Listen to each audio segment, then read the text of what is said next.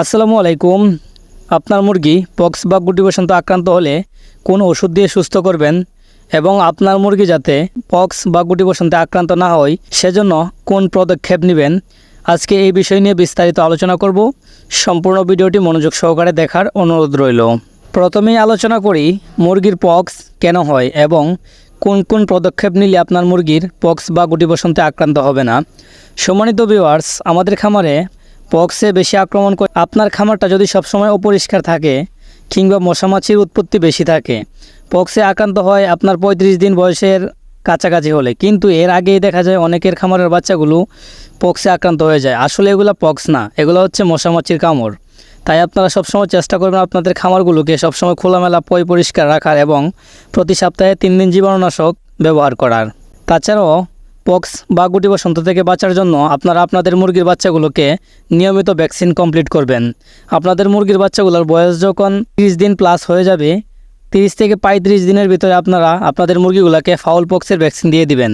মনে রাখবেন, ভ্যাকসিনের কোনো বিকল্প নাই। হয়তো একটা ভ্যাকসিন আপনি 30 থেকে 35 টাকাটা কিনে ভ্যাকসিনটা দিয়ে দিলেন, এতে আপনি নিশ্চিত থাকতে পারবেন যে আপনার মুরগির পক্স বা গুটি বসন্ত আক্রান্ত হবে না। কিন্তু আপনি যদি সময় মতো ভ্যাকসিন কমপ্লিট না করেন আর পক্সে আক্রান্ত হয়ে যায়, তাহলে অনেক সময় আপনার মুরগি এই ভাইরাসজনিত সমস্যায় আক্রান্ত হয়ে মারা যেতে পারে বা বিভিন্ন সমস্যায় পড়তে হয়।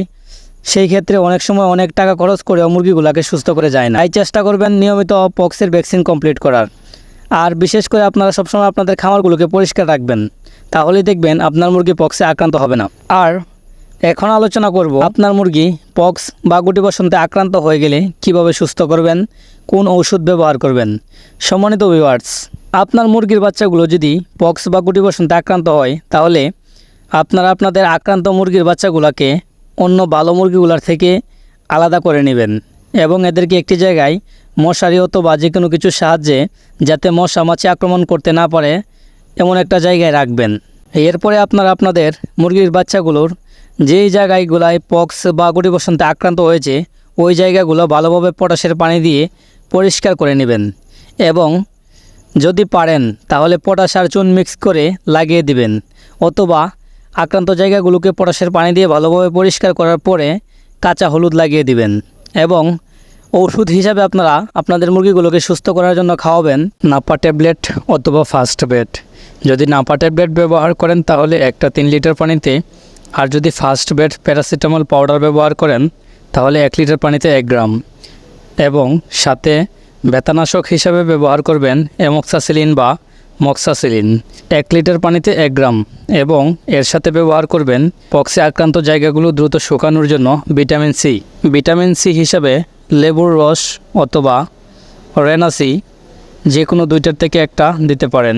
যদি লেবুর রস দেন তাহলে 1 লিটার পানিতে 1 টেবিল চা চামচ, আর যদি ওষুধ ব্যবহার করেন তাহলে রেনাসি 1 লিটার পানিতে 1 গ্রাম। এই ওষুধগুলো আপনারা 5 থেকে 7 দিন কন্টিনিউ করবেন। ইনশাআল্লাহ আপনাদের মুরগি পক্সে আক্রান্ত হলে বা গুটি বসন্তে আক্রান্ত হলে সুস্থ হয়ে যাবে।